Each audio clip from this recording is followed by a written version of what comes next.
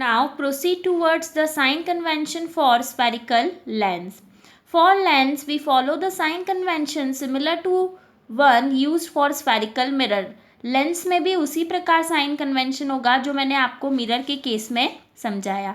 We apply the rule for sign of distance except that all the measurement are taken from optical center of lens. Lens के case में जितना भी measurement होगा वो कहाँ से होगा, ऑप्टिकल सेंटर से होगा. But in case of mirror के केस में जो मेजरमेंट होता है वो कहाँ से होता है, पोल से, पी पॉइंट से. According to the convention the focal length of convex lens is positive.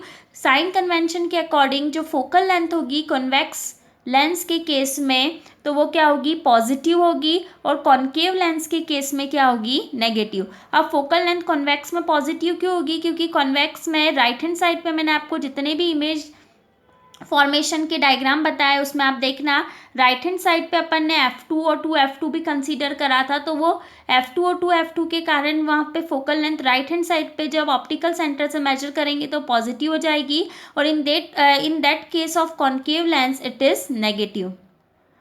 You must take care to apply appropriate sign for the value of UV, F, object height and image height. Object height is always positive in case of concave और convex. Concave और convex both के case में object की height क्या होगी, positive, because object is upright. हमेशा अपन ऊपर की तरफ सीधा रखते हैं, लेकिन इमेज की जो हाइट होगी वो रियल में नेगेटिव होगी. और वर्चुअल के केस में, क्योंकि virtual image is always erect, so in case of virtual and erect image height of image is positive.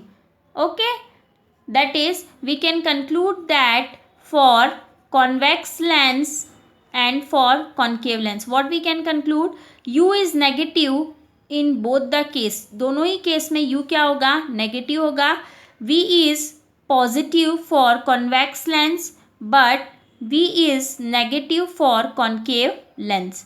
f is positive for convex lens but f is negative for concave lens.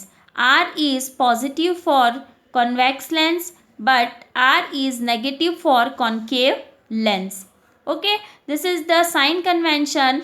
You have to study it again in numerical part, so note it in your copy.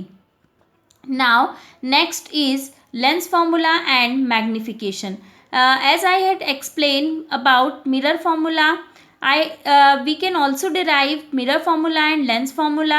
In case of lens formula, 1 upon f equals to 1 upon v minus 1 upon u, where f is the focal length, u is the object distance, v is the image distance, and the formula may be represented like that. But in case of mirror formula, we put here plus sign.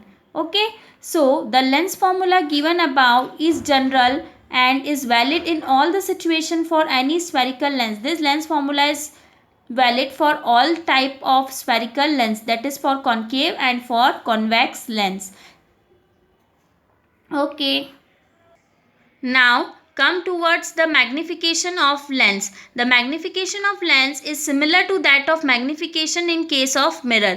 Magnification is defined as ratio of height of image to that of height of object. Magnification क्या होता है, height of image और height of object का ratio. मैंने आपको जब mirror के case में बताया था तो मैंने आपको रिप्रेजेंट करा था HI/HO.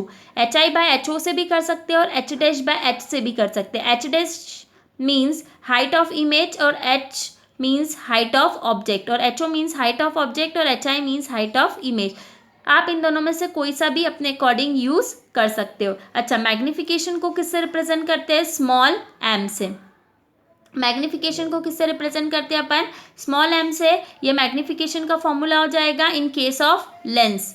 ओके, लेंस के केस में मैग्नीफिकेशन ये हो जाएगा. Magnification produced by the lens is also related to the object distance u and image distance v. अपन ऑब्जेक्ट डिस्टेंस u और v से भी दे सकते हैं. उस रिलेशन को अपन कैसे रिप्रेजेंट करेंगे, v अपॉन u. यहाँ पे आपने देखा होगा मैग्नीफिकेशन जब अपन लेंस का लिखेंगे तो v अपॉन u लिखेंगे, और जब मैंने मिरर का बताया था तो मैंने लिखा था -v upon u. So this is the end topic of the chapter light reflection and